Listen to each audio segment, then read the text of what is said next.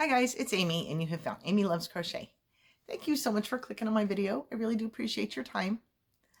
I would like to start out today's video by sharing with you what I'm wearing. This is one of my most favorite things that I've ever made that I kept. And it's kind of interesting that I've been into some wraps and kind of front shawls or front scarf kind of V-shaped things lately and never brought this back into view. I do have it on my shelf for things that I wear during the winter time, and it has gotten cold and windy on some days, so I brought it back out. And it was made with just one skein of Yarn Bee, one of the Hobby Lobby clearance. Hey, it's like a donut, I guess, and it's low pill acrylic, and it was in the color Aquamarine, and the pattern is by Design Crochet, and I used a 4.5mm hook. Her pattern is with fingering weight, but this is a 3, if I'm not mistaken. Did I write that down? Yes, it's a 3. And so I really like this. I know that so many people like to do a cluster that's kind of like a V, but this one has like a 3-part. Let me see if I can't do this in focus here. See how this top one here, it's got like a double crochet cluster 2 together type of thing, and then a chain 1 maybe, and then the same cluster kind of thing, and then a chain 1, and then the same cluster. So your little cluster here is broken into 3 parts instead of into just a V. And I really like that, and it looks very airy and delicate. And if I'm not mistaken, I made this in August of last year. So if I'm not mistaken, her pattern is for an entire shawl. And I just stopped right here, obviously, because I only had the one skein, but I think it's perfect. I wear it all the time when we go out, and it's just the perfect amount of coverage, right, for my, my neck area, my opening of my coat or whatever. So, I just wanted to share that with you again, because it's one of my favorites. I get my little ends tucked in. You can tie little pom-poms or whatever on the edges, little tassels maybe to keep, if you like that kind of thing, and it would keep the weight of that down. I do find as I'm walking through the store a little bit, it starts to work its way loose. So you can either tie it better than I do, or put those little weight doohickeys on either side, on the ends, and that might help weigh it down a little bit more. But the main thing that I wanted to talk about today, that's my finished project today, is working with this basic stitch. Now, I had bought 10 of these on a super duper great clearance sale, like well over a year ago. I don't know why 10. It just felt like if I had 10, it would be plenty to do with what I wanted to do with. It is 153 yards. It's a 3-ounce skein, and it's 100% acrylic. I can show all you guys that stuff. And a worsted weight 4. And if you might have remembered, I was making a giant granny square out of each skein. And I was going to try to make it into like a wearable, like a cardigan or a sweater of some sort. And the more I worked with that, the more I just did not like that idea at all. So I was working through the color spectrum to see what I might want to do with matching it with another color. And then I decided on the red. So it would kind of be Christmassy. I thought it went well together in my mind. And I'm not going to say that I'm disappointed with the way that the yarns worked out together, but they don't feel like the same yarn. Let me see if I can't show you up a little bit closer. The red looks and feels more like a Caron Simply Soft. They're both worsted weights, but it just doesn't look the same. This isn't really showing it to you. I had no problems with splittage with the green yarn, but this was absolutely like working with the Caron Simply Soft kind of feel. So I made a big deal about getting the same kind of yarn, and then it felt very different. So that was kind of a weird thing for me. So I had 10 of these. My blanket ended up to be 9 squares, so I still have one entire hank and then a little ball I left up on my shelf. And so what I did was I found this online because I didn't want to mess around driving around trying to find red or whatever. So I found it online, and it was being sold at Walmart in a 3-pack. So I decided to get 2 of those, and my leftover is this bit. I did not weigh, I apologize, and then a whole skein. So what I did was, when I finished each of the skeins, I finished 6 first. I got 6 squares. How am I going to do this? What am I going to do? And I pulled from the inside as well as from the outside to start putting a border on the squares so that I would know how much red, was going to be needed for each square and how many rounds of the border color and everything. So this is what I ended up with. And so what it was is, oh, I can't even hold it. So I'll stand it. It is 3 rounds of, okay, so 12 rounds of the green, and then it's 3 rounds of the red, and then I sewed them together, and then I went around one more time with the pattern to do kind of the clustery. So here's my 3 rows of red, and then I did one more that was to go over the seam so that it kind of looked like it went with that, kind of brought that whole together, and then did a border around the whole thing. So I like to do that if you're doing squares, instead of just butting the squares up together and then having weird gaps up at the top that you're trying to border that. I like to put one more row of the pattern around the whole thing, so it just kind of feels like I'm pulling all of the squares together, and then I put my border on. So I kind of could have kept going at this point. I was anxious to get done because I had a whole lot of ends to tie in. I wasn't doing my ends, and it was getting on my nerve.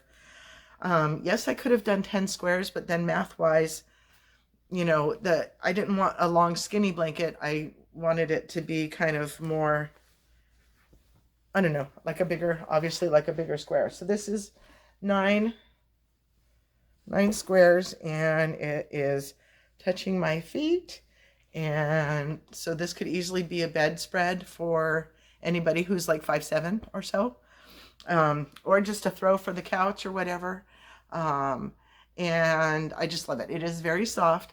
I wasn't sure about this basic stitch. I thought that it was supposed to be made into garments type of thing. And I'm like, you know what? When I decided to make it into this Christmassy like blanket, it felt much better. I felt much more calm about, changing it up and being indecisive, because I really like how it turned out. So I think it was a great buy. And so when I was buying the yarn, you could buy it like at Joann or whatever.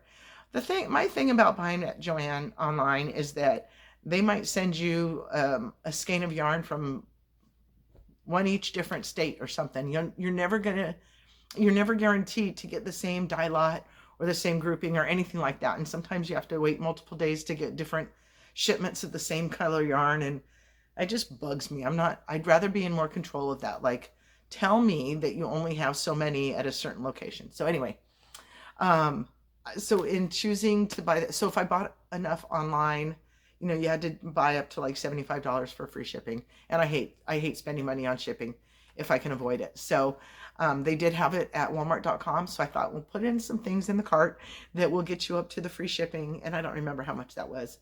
But, and if you don't like what you put in there, just return it to the store. It's no big deal. You go to Walmart all the time.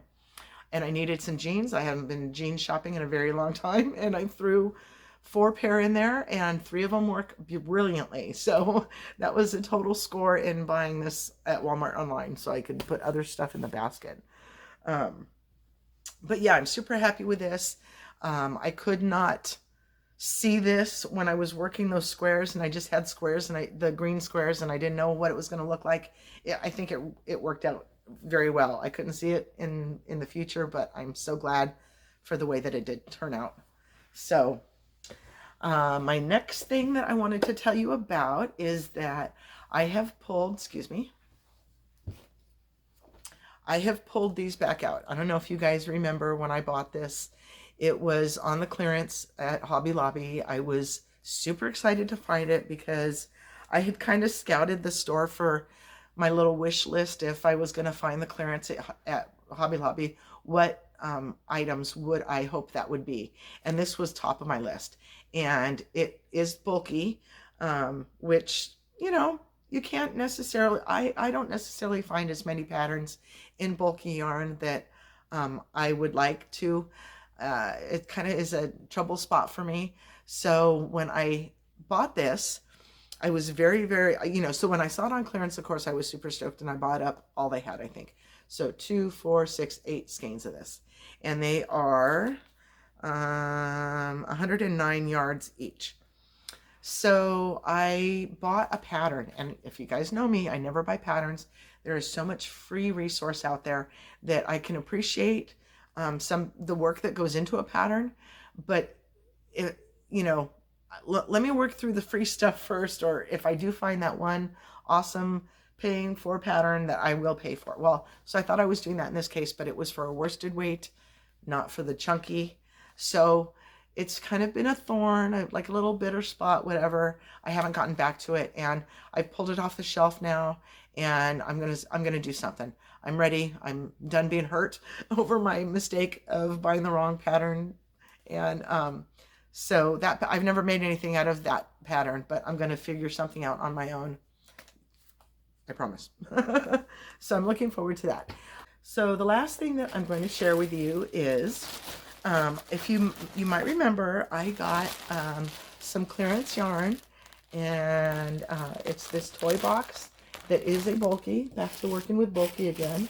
And I got these 2 colorways. This one is called, let me see, I'm upside down. This one is called Hula Hoop, and it's these great greens and blues. And then this one is called Lincoln Logs. I don't quite know why. It's quite orangey and yellowy. A little bit of browns. But, okay, so I just said, here they are outside of the crinkly sounds. And I've been working with it because I saw this stitch. I don't know, this was a chicken or the egg. Did I see the stitch first and then want to work with it, or vice versa? But it is, from this particular video that I watched was from Blossom Crochet, and it's just the moss stitch. It's nothing, we didn't reinvent the wheel here. But what I wanted to do is do one of those blankets where we've seen there's squares, maybe of different sizes, and or rectangles involved all together, like different shapes going around. So I wanted to see what I might be up against with this moss stitch, as well as working with this particular bulky yarn. Where'd my hook go? It's right here. I was using my L 8mm hook. I don't know if you can see that or not. My favorite clover hooks. And so this is 1 skein of the Lincoln Logs color. And if you can see, the pattern takes you to here, and then you turn the blanket, or turn the work around. As many of you know, if you're working a granny square that is never ending, and you just keep going in the same direction, your center starts to skew a bit. So to avoid that, what you can do is flip your work and then work your pattern back the other direction, and it stops you from skewing like that. But in a color changing yarn, it also often gives you half patches, half sides like this. So, here I'm working on this color, and then it's time to turn around and go back, and all the rest of that color is all on top of itself. I am not a big fan of that at all. So I wanted to just see what else I could do to split that up a little bit, and how I could change that up. I tried a different couple of patterns with trying to make it into a rectangle, and now this one is, I'm getting myself tangled up. This one is not quite a square, but only slightly a rectangle. And my math wasn't quite right in working my numbers around here. I tried 6 different times. First, it was too big of a gap in the center here. And I didn't like that. And then I tried another, and it was smaller than below, but still the big hole. And then I tried it again. It was even still smaller, but still the big hole. So what I tried to do instead, and that was by following her pattern, what I tried to do instead was I did a chain 3. So then my first and third chains were going to be the end of the rectangle where I made my corners. And then that middle chain was going to be where I did my first side of my long way side. So if you've ever worked on a baby shoe, you know, you work into the top of the chain and then around in that one chain, it turns your work, and then you're working on the underside of that same chain. So that's the idea behind working a rectangle out of this pattern.